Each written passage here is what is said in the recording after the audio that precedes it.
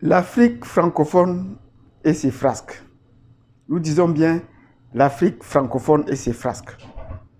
Si on entend parler de l'Afrique francophone, c'est toujours d'un point de vue négatif.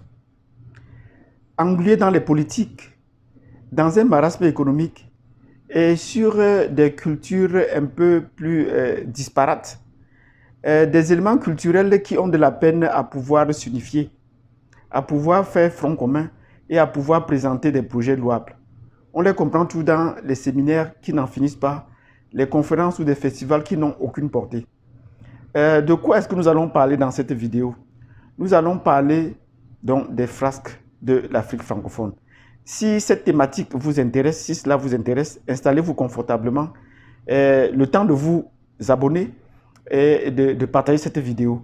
Et je vous dis à tout de suite.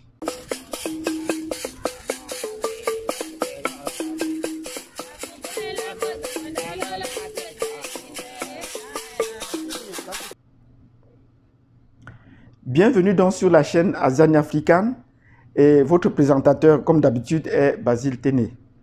Nous ne cesserons jamais de vous souhaiter bonne année tout au long de ce mois de janvier, parce que c'est toute une année, c'est une nouvelle année qui commence et nous avons encore 12 mois devant nous. Je vais parler des frasques de l'Afrique francophone.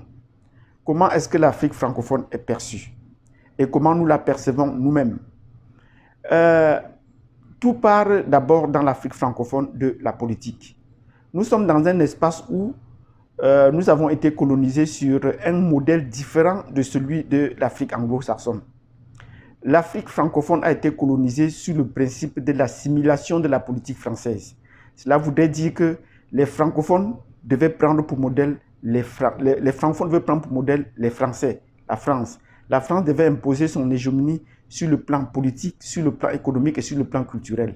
Or, son propre modèle de développement n'a jamais été copié en Europe, dans aucun pays d'Europe. Je veux dire son système présidentiel ou peut-être son système de centralisme économique tel qu'il le pratique en France, et même son système d'organisation régionale ou municipale n'a jamais été copié dans un autre pays. Mais ils savent qu'ils ont un espace où ils peuvent l'imposer, c'est en Afrique. Et vous voyez, non seulement ils l'ont imposé à l'Afrique francophone, mais ils ont également imposé leur système de politique, le système de présidentiel à toute l'Afrique, aux 54 pays, aux 54 pays africains, à l'exception aux 52 pays africains, à l'exception du Maroc et de l'Éthiopie. Donc, sur 52 pays, sur les 54, ils ont le système politique français. Sur le plan économique, c'est également ce centralisme-là qui prévaut dans la plupart des pays, et particulièrement dans les pays francophones. On trouve que les hommes politiques ont toujours la domination sur les hommes économiques, même quand ils ne détiennent pas le pouvoir, parce que ils ont toujours tendance à nous faire croire que c'est les politiques qui décident sur l'économie. Et cela a longtemps freiné, et cela continue de freiner l'Afrique francophone. Et chaque fois qu'il y a des frasques sur le plan, des dissensions sur le plan politique, cela se répercute sur le plan économique pour nous montrer toute cette domination-là. Comment est-ce qu'on peut entreprendre dans un tel contexte? Il serait difficile d'entreprendre, de lancer toute entreprise sur le plan économique en Afrique francophone. Or, est-ce que c'est dans l'Afrique francophone aujourd'hui qu'ils ont des investissements? Non. La France seule, son investissement au Nigeria surpasse tous les pays francophones réunis. Et nous profitons de l'occasion pour dire que la première chaîne de montage automobile en Afrique par la France a été au Nigeria. La chaîne Peugeot a été montée au Nigeria. Or, jusqu'à ce jour, aucun pays francophone n'a une chaîne de montage automobile d'une marque française. Or, les Nigérians se sont donc appropriés cela et même la chaîne a donc dû faire faillite. Donc, vous vous rendez compte du niveau de leur investissement. Également, sur le plan de l'exploitation du pétrole, c'est l'entreprise Total qui s'occupe à la fois de l'exploration, de l'exploitation et de la distribution du pétrole au Nigeria. Ben, comment comprendre cela quand dans d'autres pays, à côté comme le Cameroun, l'essentiel de la consommation pétrolière est entièrement importé. Et importé d'où? Des autres pays comme l'Algérie. Voilà les résidus qui nous sont vendus alors que notre pétrole est entièrement exporté. Donc, voilà ces petites dissensions, ces phrases qu'on a en Afrique.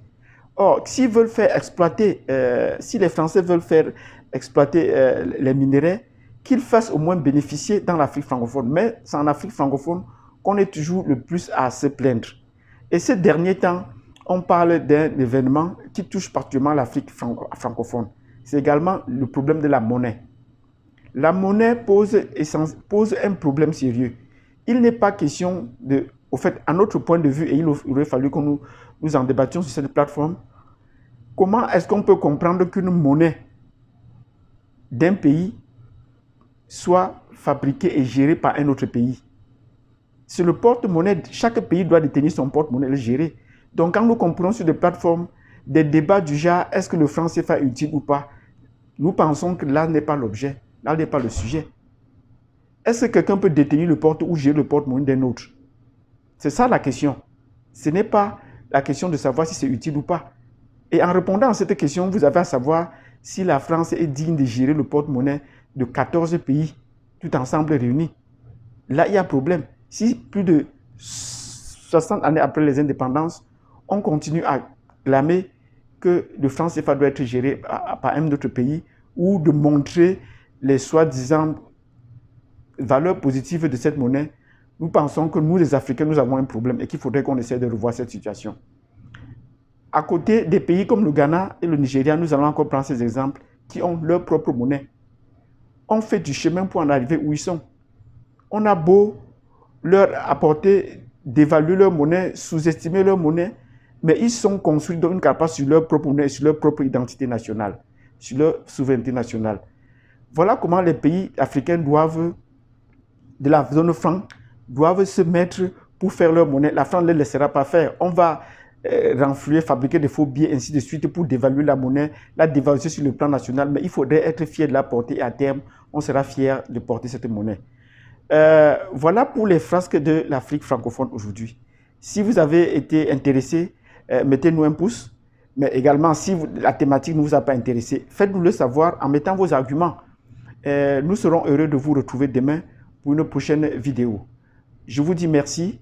N'oubliez pas de vous abonner, de partager, de cliquer sur la notification pour une prochaine vidéo. À la prochaine, à demain.